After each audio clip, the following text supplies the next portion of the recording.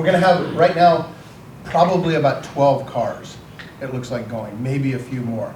And we're going to be doing, there's 85 hotels, and then there's about 15 shelters and drop-in centers that we're going to visit. And then the vendors, they're not really vendors, the exhibitors, whatever you call them, the different organizations are set up on tables. We'll be down in the atrium right when you walk in.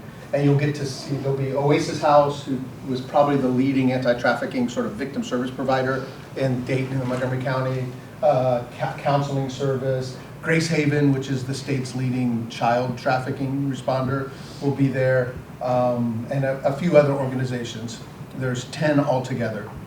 And then all of the organizations will give a brief, like 2 or 3 minute overview of what the organization does. And then we'll give the instructions. The instructions for the day are actually really simple.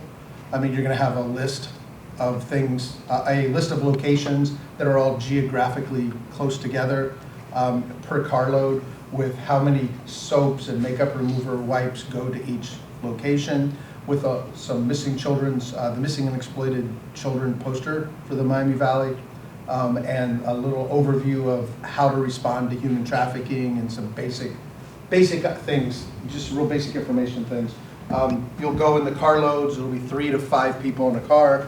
You'll like head to whatever location, and you'll get out, and usually someone drives, and then a couple of people will get out and go into the location, drop everything off, and they'll say, oh great, you folks are here, great, yeah, give us the poster, do this, we'll take all the soap. And a lot of times they'll share stories with you, and that's one of the most powerful parts of this. They'll glance at the missing children's poster and they'll say, oh, I just saw her in here 2 weeks ago. Wow, I was like, well, call the cops. There's the number right there to call and say that you saw her, right? Or saw him. So a lot of this is awareness raising, and it's outreach, and it's important because you're learning about all of this, and it's giving you something to do about it.